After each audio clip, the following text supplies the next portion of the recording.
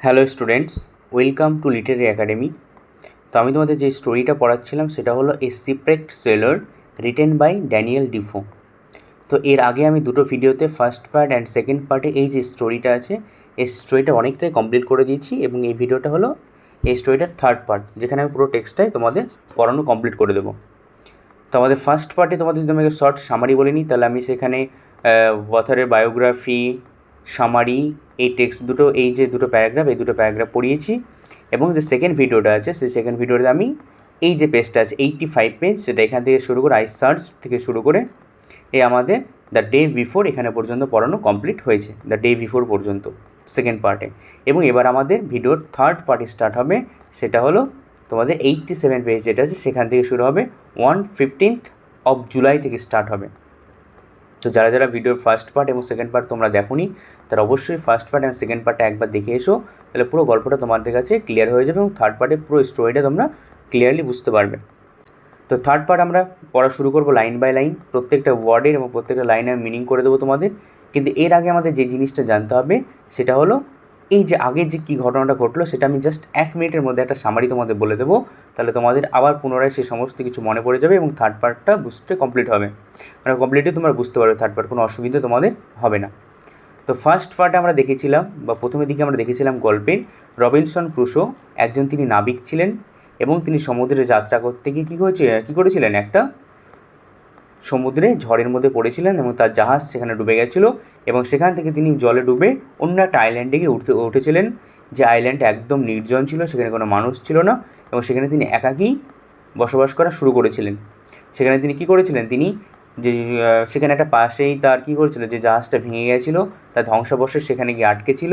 সেই ধ্বংসাবশেষের মধ্যে যে দরকারি জিনিসগুলো ছিল, সে যায় জলের মধ্যে এবং গিয়ে সে দরকারি জিনিসগুলো কী করে, সে জল থেকে নিয়ে সে আইল্যান্ডে নিয়ে আসে এবং সেই আইল্যান্ডে এসে সে কী করে, ফার্স্টে সেখানে আমরা সেকেন্ড পার্টে দেখেছিলাম সে আইল্যান্ডে একটা সুন্দর জায়গাতে একটা প্লেন সবুজ পাহাড়ের ধারে এরিয়াতে সে কী করেছিল, একটা তাঁবু খাটিয়েছিল এবং যে তাঁবুটা চারপাশে খুঁটি পুঁতে পুঁতে সে কী করেছিল, একটা রেলিং তৈরি করেছিল।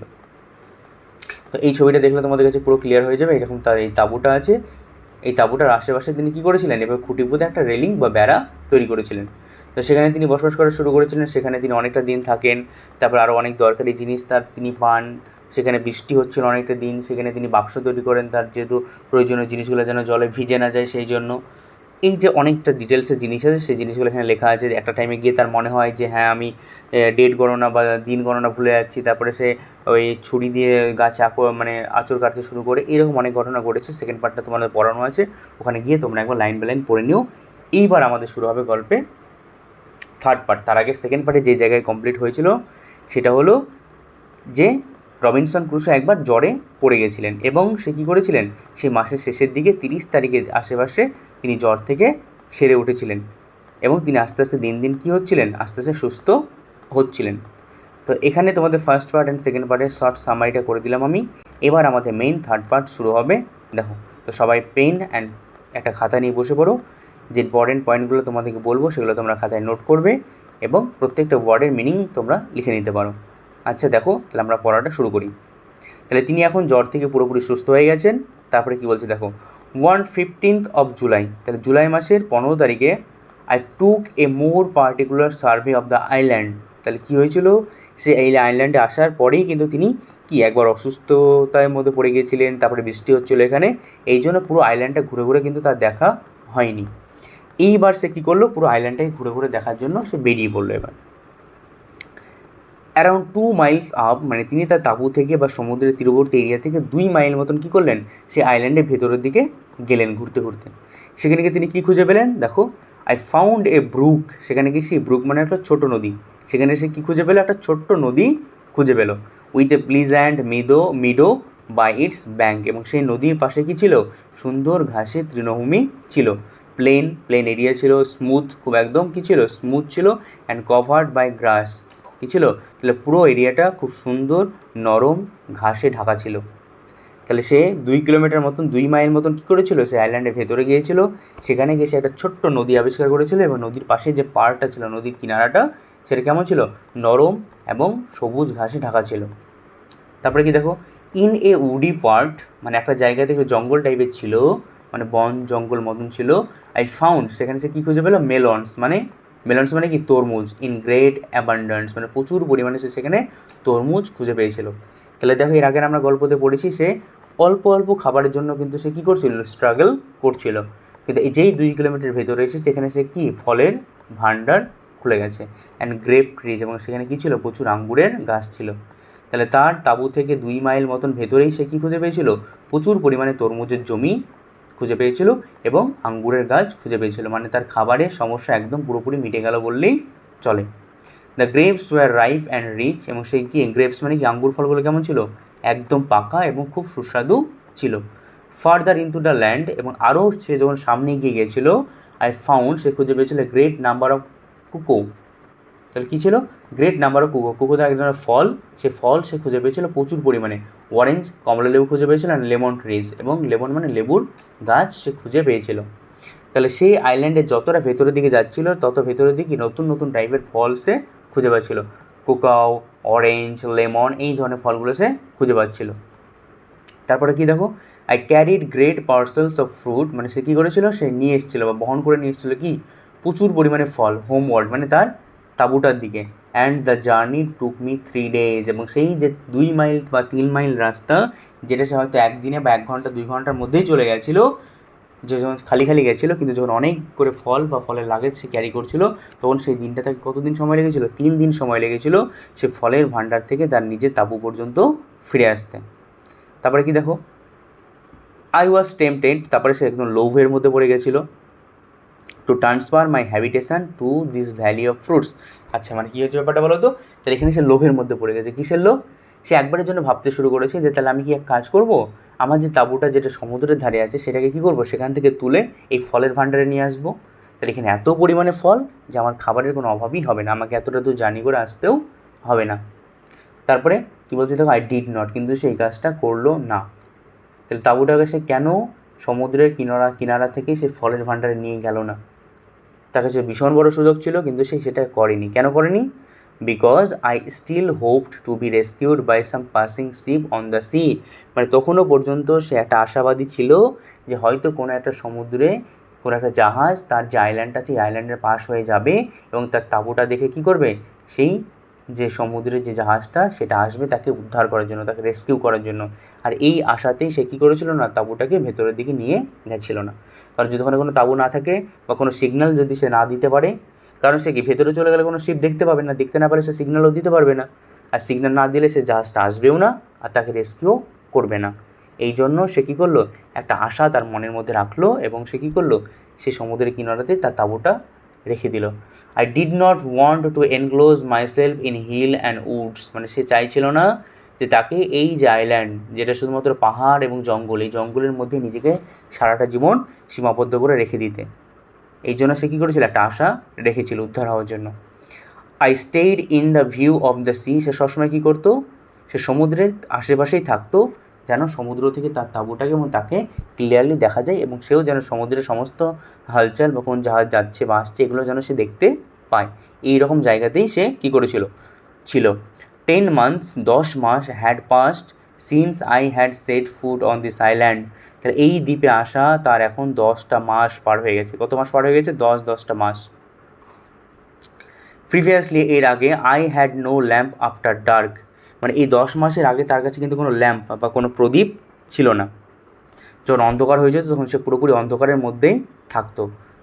কিন্তু এখন কী করেছে, I collected a little tallow, সে কী করেছে, একটা অল্প করে ট্যালো, ট্যালো মানে কী বলো তো, ট্যালো মানে হলো একটা animal fat use to make candles, মানে এমন একটা অ্যানিমালের ফ্যাট যেটা ক্যান্ডেল মানে কি মোমবাতি তৈরি করার জন্য ব্যবহার করা হয়, সেই জিনিস সে কী করেছিল, কালেক্ট করেছিল। অ্যান্ড স্মল ক্লে ডিশ, এবং একটা ছোট্ট মাটির কি পাত্র সে তৈরি করেছিল, একটা মাটির পাত্র সে তৈরি করেছিল এবং একটা মাছের চর্বি সে কী করেছিল, জোগাড় করেছিল, একটা অ্যানিমালের চর্বি জোগাড় করেছিল। To this I added a wick, এবং সেটাতে কী করেছিল, সে একটা সলতে, উইক মানে সলতে, সেখানে একটা সে সলতে অ্যাড করে দিয়েছিল। I had Das made my self A lamp, এবং এইভাবে সে নিজে নিজে কী করেছিল, একটা প্রদীপ তৈরি করেছিল। তাহলে এটা প্রশ্ন আসতে পারে যে কীভাবে রবিনসন ক্রুসো একটা প্রদীপ তৈরি করেছিল। তাই এখানে তোমাকে আই কালেক্টেড থেকে এই ল্যাম্প পর্যন্ত তোমাদের লিখতে হবে। যেহেতু তোমাদের প্রশ্ন সিন তুলে দেওয়া থাকবে, এই টেক্সট দেওয়াই থাকবে, সেখান থেকে তোমাদের কী করতে হবে, প্রশ্নটা পড়ে মানে অনুযায়ী এই অ্যান্সারটা তোমাকে লিখতে হবে। দেখো তারপরে প্যারাগ্রাফ কী বলছে, I now began to seriously consider the circumstances I was reduced to. মানে কি এবার আস্তে আস্তে সে তার বর্তমান যে মানে কি সার্কামস্টান্সেস মানে হলো পরিস্থিতি, সেই পরিস্থিতিটাকে আরও বেশি পরিমাণে গভীরভাবে তিনি কী করতে লাগলেন, বিচার বিবেচনা করতে লাগলেন। মানে তার বর্তমান যে অবস্থাটা ছিল সেই অবস্থাটা সম্পর্কে সে আরও বেশি চিন্তিত এবং বিচার বিবেচনা করতে শুরু করলো। এবং তারপরে সে কী করলো, I decided to describe my state of affairs in writing. এবং সে ডিসাইড করলো যে তার যে বর্তমান অবস্থাটা সেটা কী করবে, সেটাকে লেখার মাধ্যমে তিনি প্রমাণ হিসেবে রাখবেন। মানে নিত্যদিনে কী কী কাজ করছেন সেগুলো তিনি কী করবেন, একটা খাতার মধ্যে লিখে রাখবেন।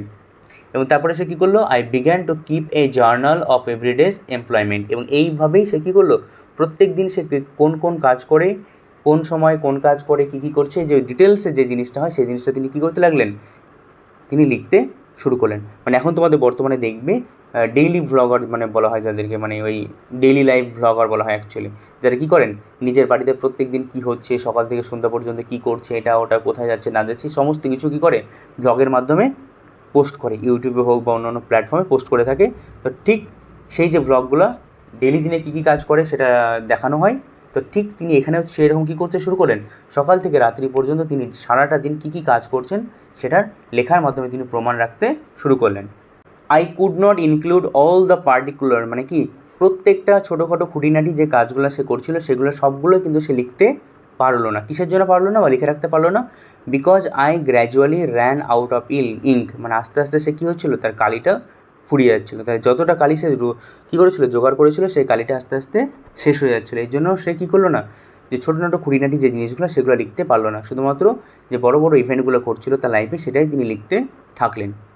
তারপরে কী হলো দেখো, আই ফাউন্ড, তারপরে সে একটা সময় গিয়ে খুঁজে পেলো বাই দ্য নচেস মানে হলে সে আঁচড়গুলো, মানে তার ছুরি দিয়ে সে গাছে যে আঁচড়গুলো কাটছিল বা একটা কোনো জায়গায় দিয়ে সে আঁচড়গুলো কাটছিল প্রত্যেক দিনে হিসেব রাখার জন্য, সেই জায়গাটা যখন সে ভালো করে দেখলো, I cast on the post, যেটা সে একটা পোস্টের ওপরে কী করছিল, আঁচড়টা কাটছিল। It was September 30th again. মানে সে কী দেখলো, সমস্ত মার্কগুলোকে একটা একটা করে গুনতে গিয়ে দেখলো যে পুরো 1 বছর হয়ে গেছে। মানে 365টা আঁচড় সে কেটে ফেলেছে বা দাগ কেটে ফেলেছে। তার মানে এটাই দাঁড়াচ্ছে সে যত তারিখে এই আইল্যান্ডে এসেছিল আবার ঘুরিয়ে তার পরের বছরে সেই তারিখে চলে এসেছে। মানে একটা বছর তার কমপ্লিট হয়ে গেছে এই আইল্যান্ডে। তারপরে কী বলছে দেখো, I had spend 365 days on this island. মানে সে ওটাই বলছে যে এবার আমি গণনা করে বুঝলাম যে এই আইল্যান্ডে আমি একটা দুটো দিন কিন্তু নয়, 365 দিন আমি এই আইল্যান্ডে পার করে ফেলেছি। তাই 365 দিন তিনি কোনো মানুষকে দেখেননি, একাকী নির্জন একটা দ্বীপের মধ্যে তিনি পার করেছেন। এটা কিন্তু সাধারণ মানুষের জন্য সম্ভবপর নয়। মানুষ 1 দিন 2 দিন কোনো মানুষকে না দেখলে আমরা কী হই, উদ্বিগ্ন হয়ে যাই। 1 দিন বাইরে না বেরোলে আমাদের কী হয়, যেন মনে হচ্ছে নিঃশ্বাস আটকে যাচ্ছে, দম আটকে যাচ্ছে মনে হয়। তো সেই জায়গাতে তিনি 365 দিন কোনো প্রকার মানুষকে না দেখে নির্জন একাকী আইল্যান্ডে পার করলেন। এটাই হলো রবিনসন ক্রুশো। এই গল্পটা অনেক বড়, এরকম আরও অনেক ঘটনা আছে। তো সেটা কোনো একটা ভিডিওতে আমি কমপ্লিট করার চেষ্টা করব। তো এটাই তোমাদের এখানে তোমাদের ক্লাস 9-এর যে ছিল এ সিপ্রেট সেলার, সেটা যে টেক্সট সেটা কমপ্লিট করা হলো। তো এরপরে আবার নতুন একটা ভিডিও নিয়ে আসবো। তোমরা চ্যানেলকে ফলো করতে থাকো এবং নতুন ভিডিও পাবে তোমরা, সেগুলোকে ভালো